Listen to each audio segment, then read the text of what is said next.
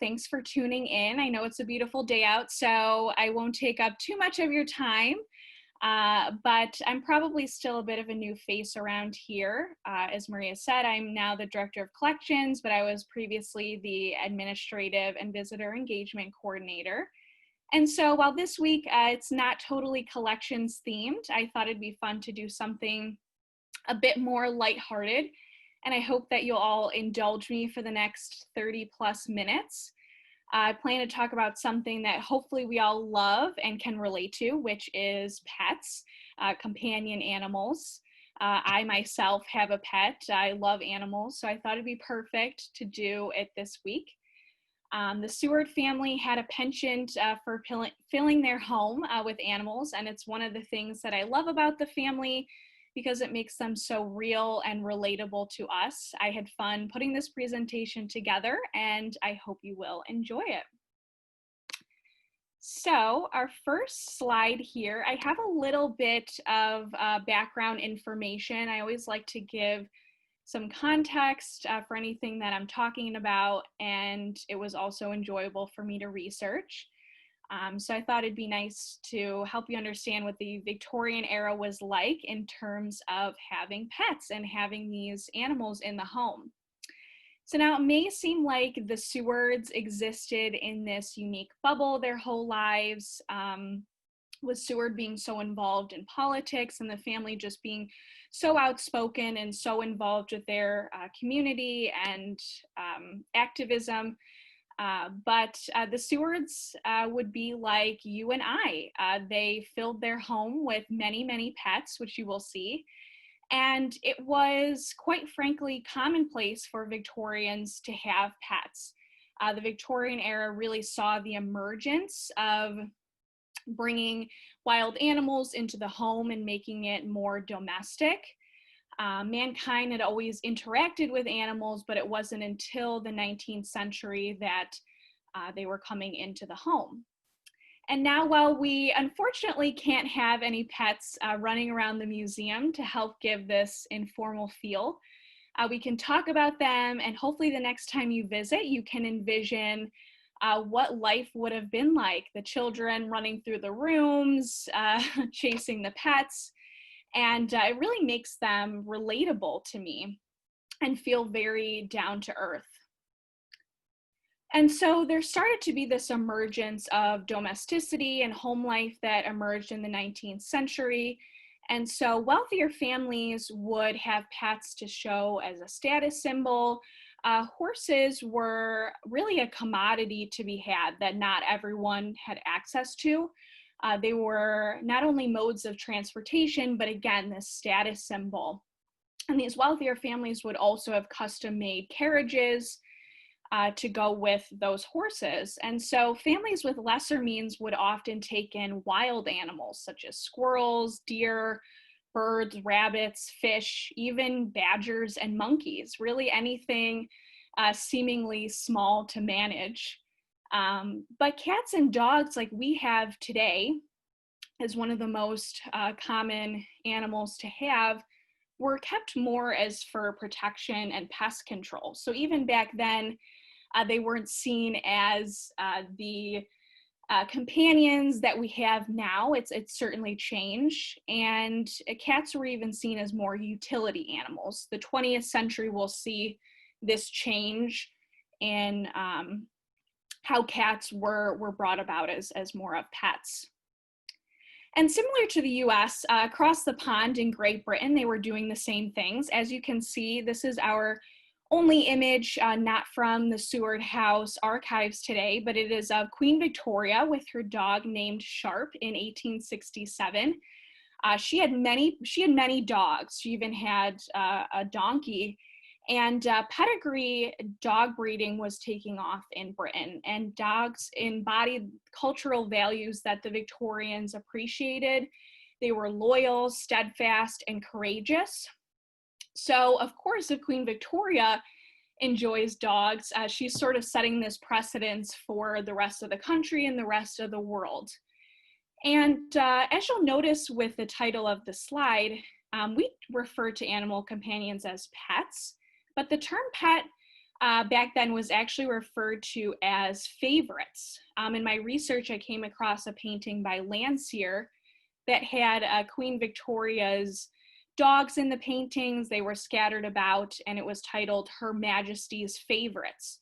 So it's possible the term emerged out of there as well. But the word pet is actually of Scottish dialect, and it was seen first being used in the 1530s. And pets were described as animals kept as favorites. So you can see that emergence of these companions being known as favorites because you've chosen these animals to spend your time with. And until now, pets were really, until the 19th century, pets weren't really well known, and animals were more on the farm, and it was seen as an elite extravagance at first to have these animals, and that would slowly fade away. So just for a little background, now I will dive into the Seward family as a specific case study for a family that had many pets. And I have this quote here by Frederick Seward. He was second born son to Francis and William. And it says, quote, "There was never a time when the house at Auburn was without its dogs and cats and birds. Though not a connoisseur in any species or pets, William Seward liked them all and had no aversions." So I think that just speaks very frankly as the family being very down to earth, very generous for taking in these animals, many of which you'll learn were strays. And so they really have that compassion for having them in their home. And within letters and diaries, there's countless mentions of the antics of these furry and feathery companions.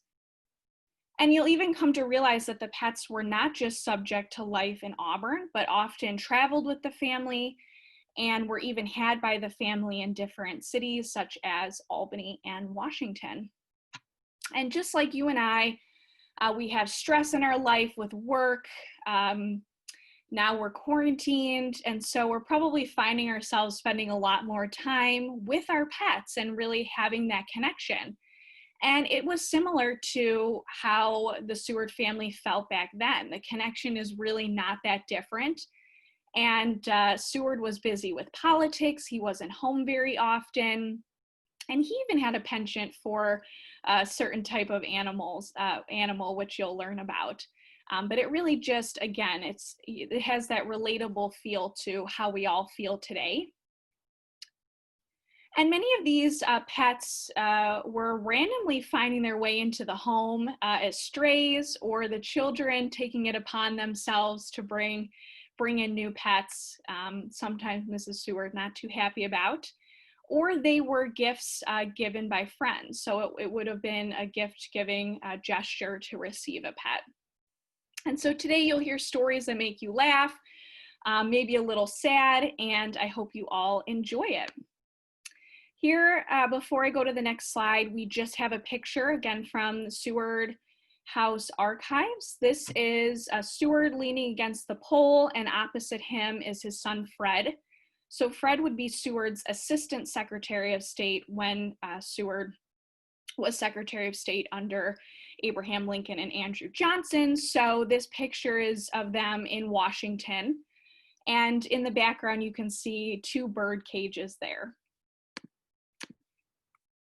So I've split this up by date clumping. So I have our first clump of dates from 1816 to 1848. So I'll talk about the animals that were had at the home during that time frame. And so I will just preface that we don't know the names and specifics about each animal. So what I've done today for you is I've extracted the information that we do know to focus on certain animals. So sometimes we might not have a name, and so that's just totally normal, but I just wanted to let you all know that ahead of time. So first we have horses and a deer. So for a long time before the 19th century, again, horses were modes of transportation, but also considered a luxury. So not every family could afford to have horses. And so naturally these were the first animals that the family had. So Elijah Miller builds the home in Auburn in 1816, so that's why the date starts then. And he has two daughters, Lizette and Frances, and you'll hear me mention them quite a bit. And Frances would go on to marry William Seward in 1824, and they would assume the home as the next generation after that. So first up, we have two stout gray horses named Lion and Doctor.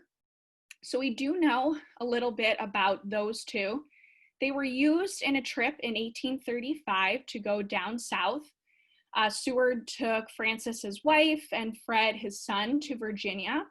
They met Andrew Jackson and they went to Monticello and Mount Vernon. Next up, we have Dick and Charney. They were at the home around 1834. Again, don't know much about them unless the animals were used for something or there was a funny story or something that happened. The family may only write about the animals in passing. Next, we have Pony. This horse was just referred to as Pony, no other specific name there. But I do have a story about this. This is one of the only examples that we have of one of the children almost getting severely hurt. So I have an excerpt from a letter from Frances to her sister Lizette about this incident that happened with Fred in November of 1837. And I quote, "I should write immediately to tell you how near we came to losing our dear little Freddie. Friday afternoon, he was out riding on the pony. His grandpa was directing the movements.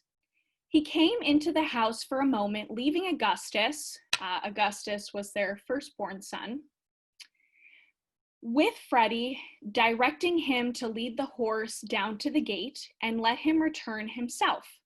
He, Augustus, keeping before him to prevent his going too fast. They went down to the gate safely, but returning, the ponies set off for the barn at full speed.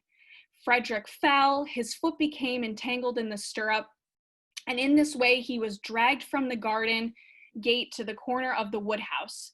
Peter, who was a servant, happened to be at the time picking up an armful of wood. He was alarmed by Frederick's screams, and seeing his danger, sprang and caught the horse around the neck. The sudden check loosened Frederick's foot from the stirrup, and he fell to the ground, directly under the foot of an overruling.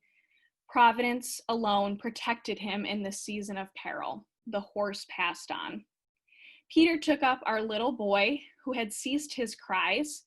Supposing him dead, but thought somewhat bruised, he was not seriously injured. One of the horse's hooves struck the side of his head, but the contusion was so slight that we do not apprehend at any bad consequences. He was the next day able to play about as usual," end quote.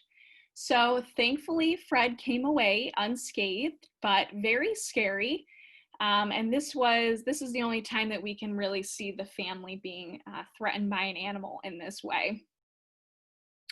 Next up, we have a pair of bay horses. Again, we only know one of their names. One was named Charlie, and eventually Charlie was exchanged for a horse named Nellie.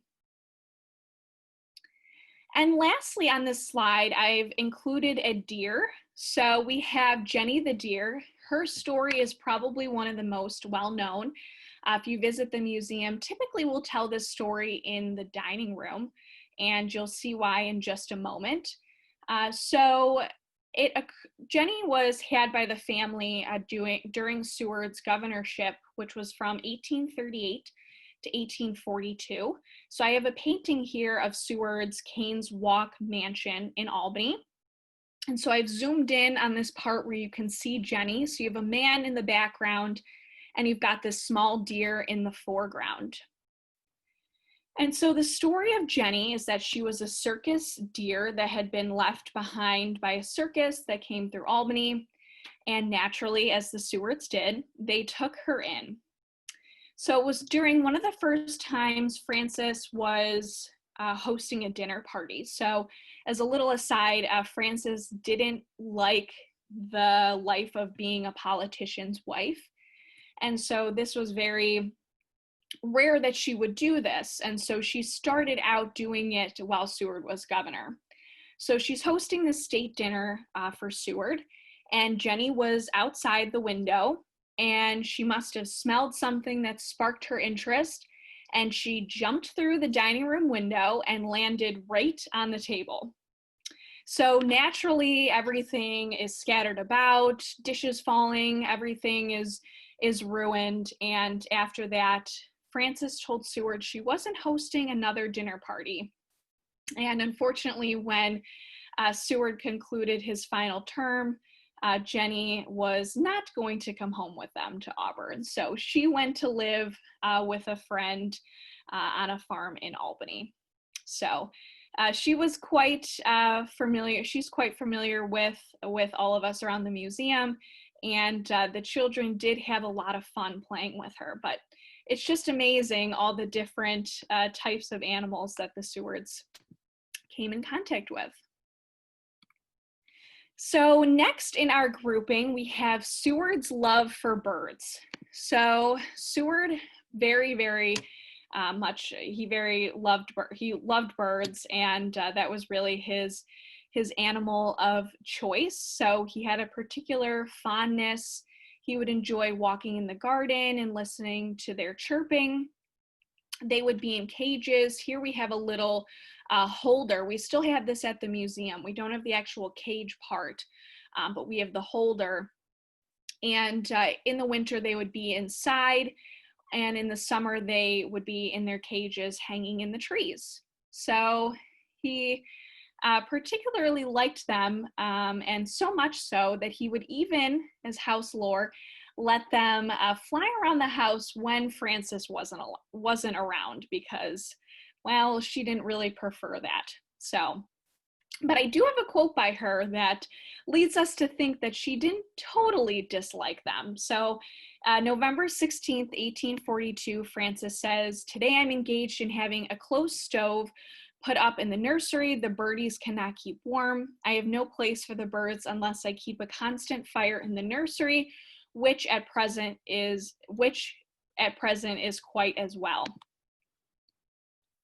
So the first birds we have here, we have Dick and Jenny, again, also well known, mentioned very often in letters. They were canaries. We have, sadly, Jenny would meet her demise after a storm. She actually drowned in her cage, and this is mentioned in a letter in June, on June 24th, 1843. Seward writes about it.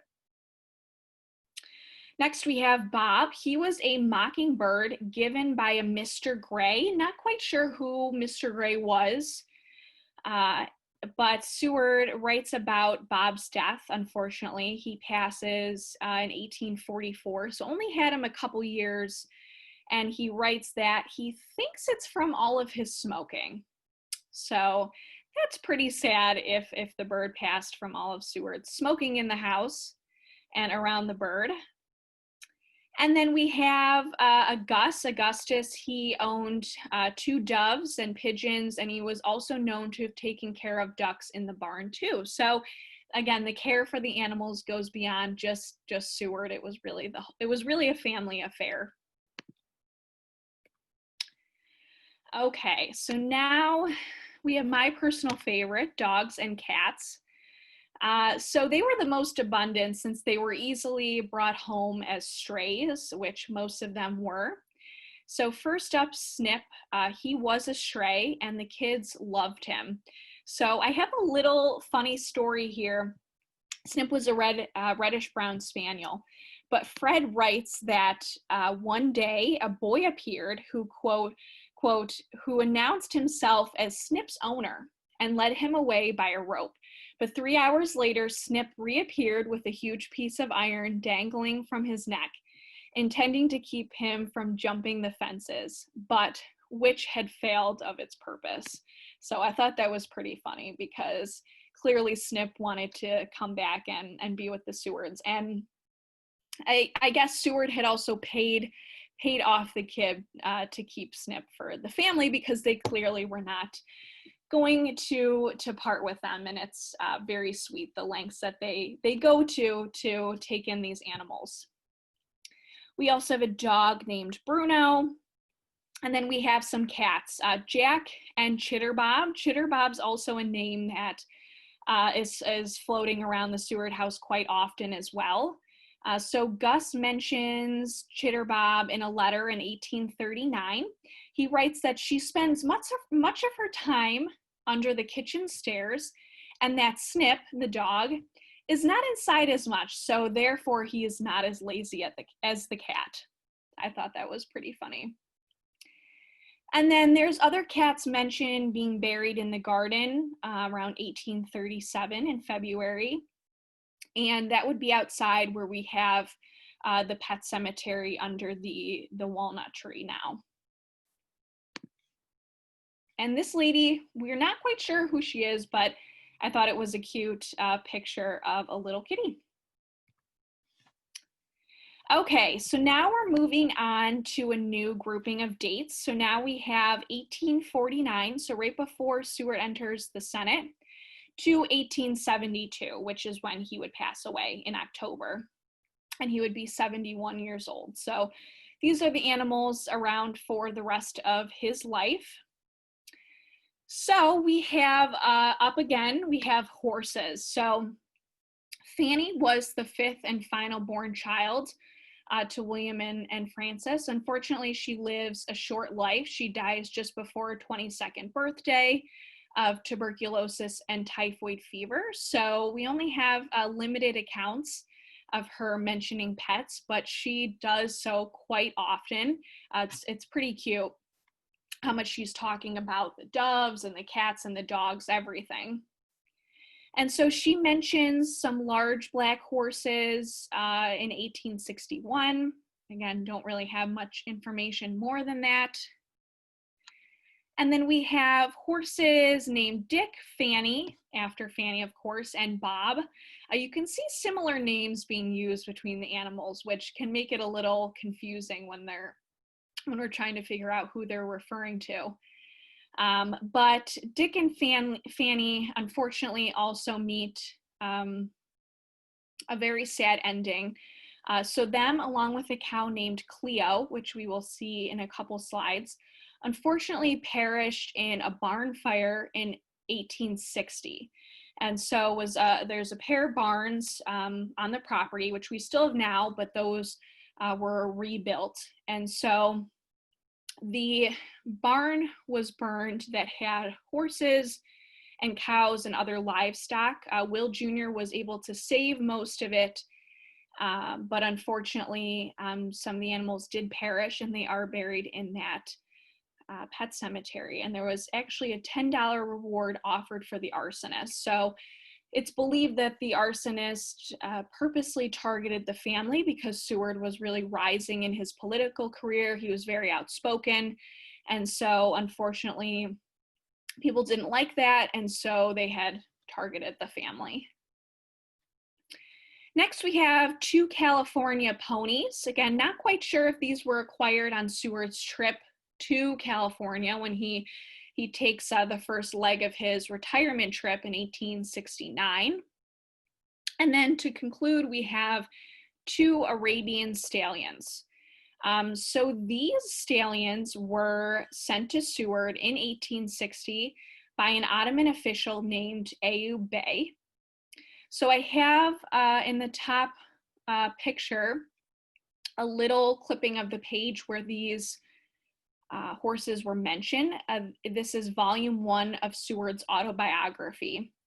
So he took this 1859 trip and he visits Palestine, he visits the Holy Land. That's also when he meets Queen Victoria. And so he talks with Ayub Bey, and I have a little quote from this page. So, quote, during his visit in the preceding year to Palestine, Ayub Bey had intimated his intention of sending him, Seward, some Arabian horses. Early in the spring, the horses had arrived in New York. 3 had been shipped, a mare and 2 stallions. The mare died on the voyage, but the survivors were forwarded to Auburn, where they and their long, carefully crafted pedigree were the object of much curiosity and attention, end quote.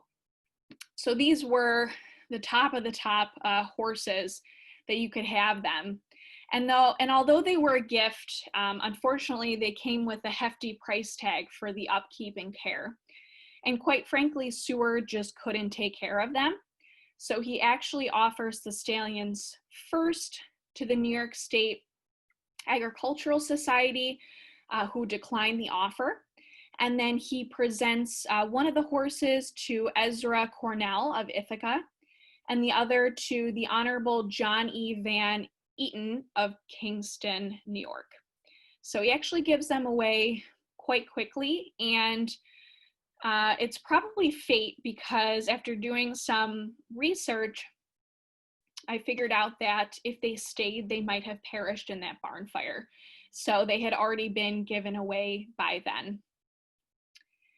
And the other image on the page is of Will Jr. and his daughter Nellie and his son Will III. So Will Jr. marries a lady named Janet. She's an Auburn native, and they have the only grandchildren to William and Frances. And they are all on horseback at Woodside, which is the family lake house on the east side of Owasco Lake. And if you're wondering, the home is still there, and it is in the Messenger family. Okay, so we're on to birds again. So clearly Seward can't get enough of these birds. We've got birds from Washington to Auburn to Washington to Alaska. So as you can see, the bird type has expanded by now from just previously canaries, doves, and pigeons. And again, Fanny's writing about these animals. She's really engaged. And she writes in 1866, "I have daily letters from my father. He sends me household details and fresh, bright remarks about the flowers and his pets, the birds." So again, very sweet. And first up, we have chickens and geese. So in 1853, Lizette mentions Will Jr. having little white bantams, so mini chickens. And Fanny talks about Will's geese on more than one occasion in letters around 1861. Next, we have parrots. So birds had become such a fixture in Seward's Washington home that a lengthy article about his green and scarlet parrot appeared in a magazine. And I quote, "The parrot's cage hung near the front hall, so it was able to see the comings and goings of its guests. Its laugh was reported to be the most startling human sound ever heard from a throat of a bird. And it had become very skilled at mimicking the voices of Seward's numerous visitors," end quote. So again, you've got proof right there that Seward brought these birds from Auburn to Washington. They were really that important to him. And quite frankly, maybe Frances wouldn't have even taken care of them if they had stayed at Auburn. But he would let them fly about and kind of let them roam free inside. Next, we have Lulu, we have Brownie, a canary. Also, again, those names are mentioned a lot in letters. And then we have a dove named Willie. So in December of 1861, again, Fanny's writing, quote, "I am sitting in the library with Augustus and the doves. A," short for Augustus, "is reading the papers, and the doves are so still, they must be trying to keep warm with their pretty feathers." So I can imagine having these animals, even for the children, was really an escape for them. And it was a time that they could spend having them as a companion. And then lastly, Seward acquires a bald eagle in Alaska when he visits in 1869, and he is named Abe. And Martha Coffin Wright, who you might recognize her name, she's a local activist, suffragist, friend of Frances, mentions the eagle and a dog that Seward gets, which I'll mention in a little bit, in a letter in 1870 to her daughter. So it's really amazing how even outside the family, they're talking about the Sewards and their pets. They were just always talked about. And here we have a little image of what we think might be Abe the eagle. And here we are with more dogs. There's just so many dogs mentioned all the time. Starting out again, Fanny is mentioning a Newfoundland dog from Labrador in April 1855. Here we have a quote in 1867. Lizette is writing to Janet, again, Will Jr.'s wife, quote, "Tell Nellie that Uncle Fred had a beautiful Newfoundland dog sent to her from Labrador on New Year's Day. He came by express in a large box. He is playing in the yard now." Next, we have Rover. We have Trip. Trip was Lizette's dog. She actually had her own dog, which I thought was interesting, and he died at the age of 10 in April of 1862. And then we have Neppy. So sure, everyone out there listening also knows the story of Neppy. Again, I said there'd be laughter. I said that there'd be some tears, and here's where the tears might come out a little bit. Not really, but might be a little sad. So Neptune, shortened to Neppy, came as a stray in the fall of 1856. So Neppy was actually a replacement for Rover that had passed. And a year later, in September of 1857, he went missing for a few days, but came back. However, the family noticed that clearly he had been tied up somewhere and escaped. And then, sadly, 2 years later, he would die in November of 1859 of arsenic poisoning. And so, again, sadly, we see another instance of the family being targeted. This time, Seward's getting, is the same time as the barn fire. Seward's getting ready for the presidency. Again, very, very, very outspoken about many issues, abolition, women's rights, all of those things. And so, fortunately, at the expense of Neppy, the family was targeted again. And we have a quote by Fanny about the time that they discovered Neppy. So, quote, "Will saw immediately from his symptoms that he was poisoned and called Auntie. They had him soon in the backyard, but he ran away. He was very timid, and though we called him and petted him, he would not come till Harriet Bogart, one of the servants, carried him. I shut Belle, another dog, up in the library. Mother did not know for some time about it. They gave him quantities of warm oil and milk, besides salt, and he vomited and seemed recovered for a short time. Will took him to the doctor, and he gave him salt and something else, I think, but he did not know much. Poor dear patient Neppy, after 2 hours of suffering, he died. The last time I saw him, he had a spasm. I shall never forget," end quote.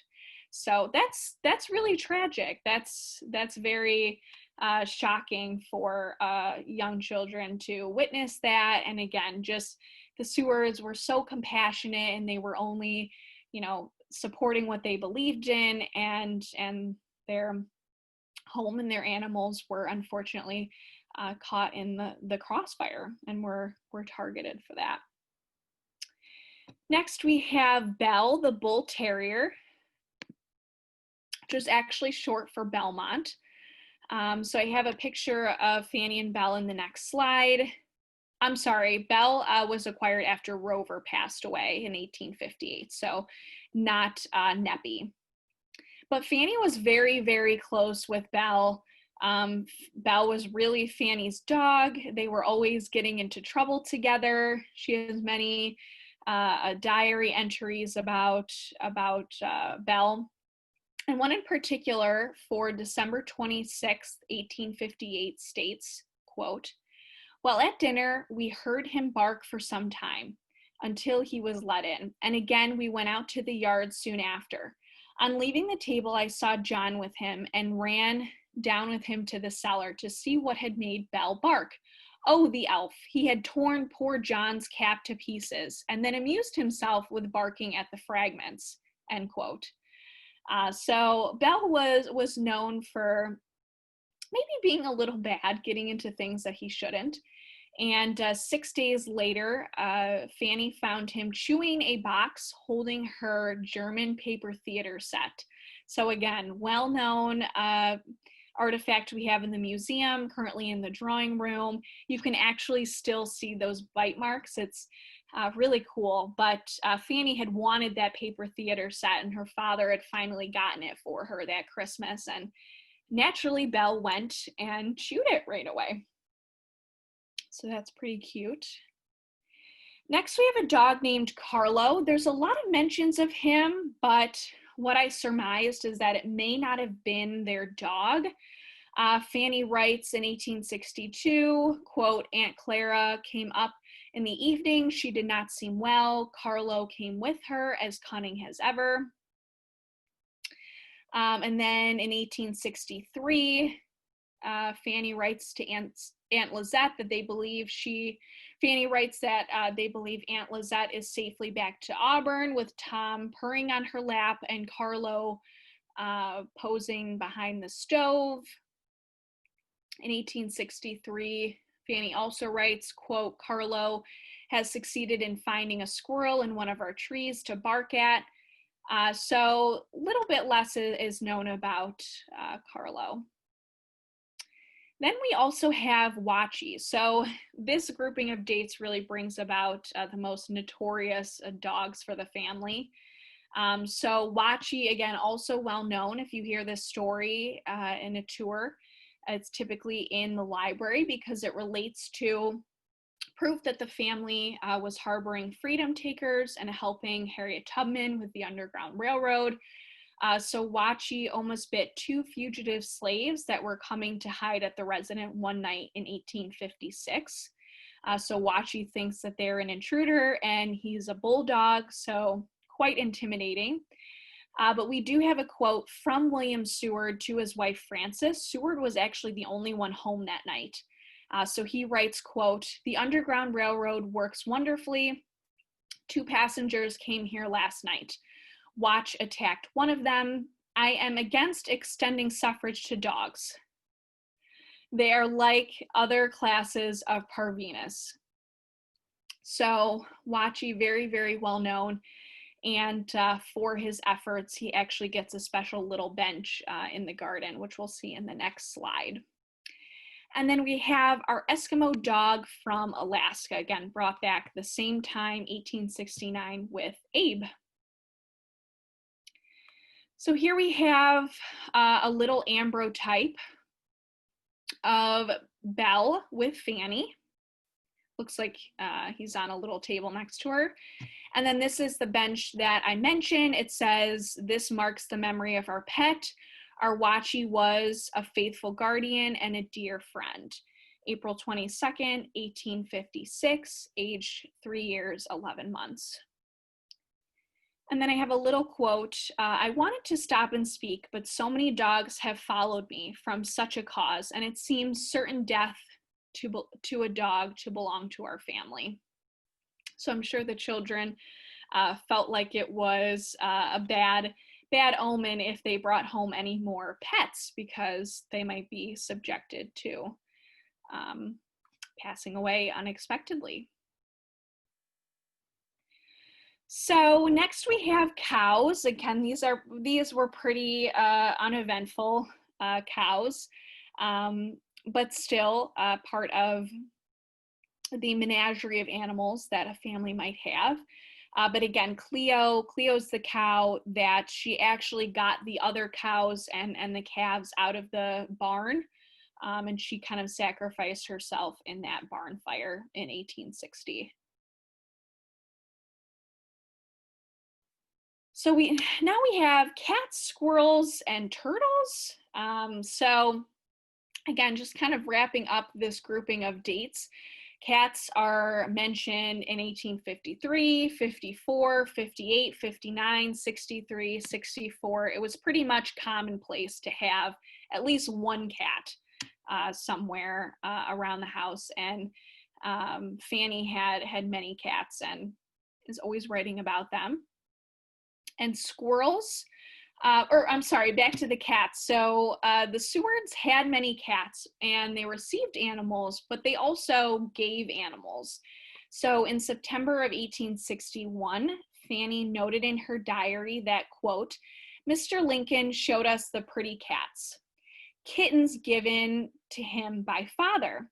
They were playing in one of the grand halls. Mr. L seemed quite fond of him.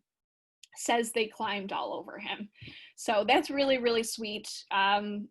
Lincoln had a liking for cats and for kittens. So very sweet that William gave him some cats.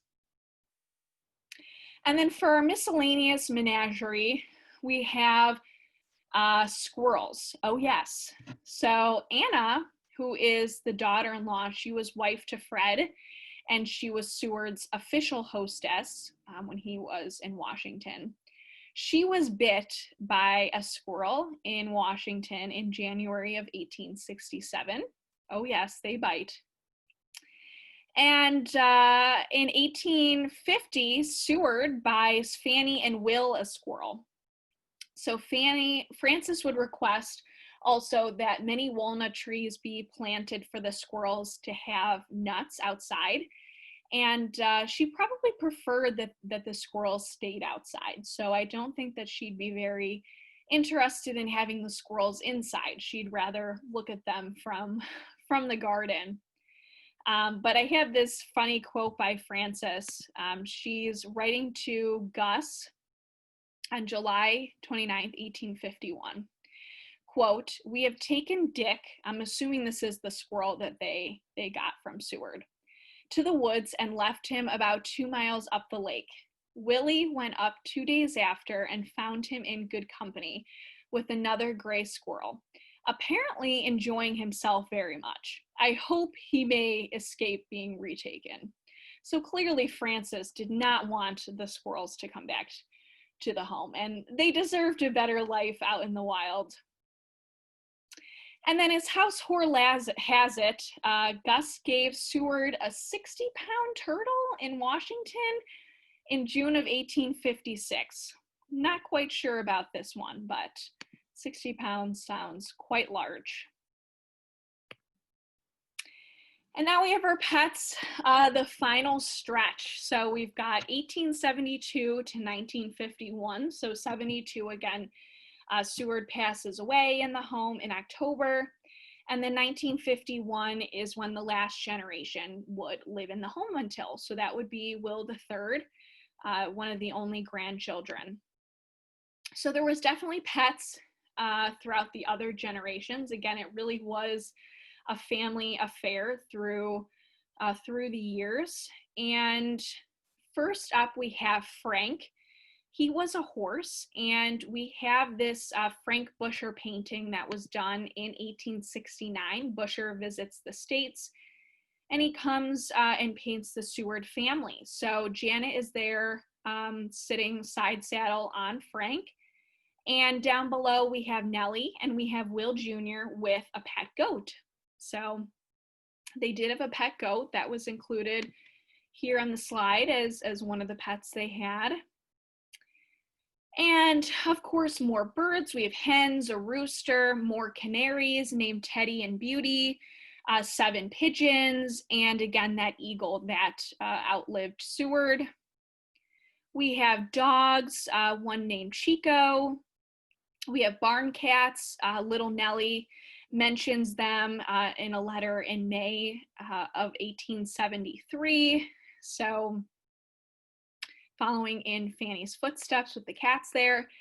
And then to conclude, we have goldfish. So goldfish were kept out in the fountain. If you've been to the house, hopefully you've walked around the gardens. We always put up that fountain every year. So they were kept in there down below, and then they were brought inside and lived out the winter in the basement tub. So this is my quick and dirty presentation about all of the animals the family had. I hope you enjoyed this. Thank you all so much for joining me. I hope you learned something new about this side of the Seward family and their comedic nature. Again, it was so interesting to put together, and I truly feel like they are similar to you and I, but hopefully without the poison and the arson, of course, but in terms of having companions. So now I'll take any questions that anybody might have typed in the comments.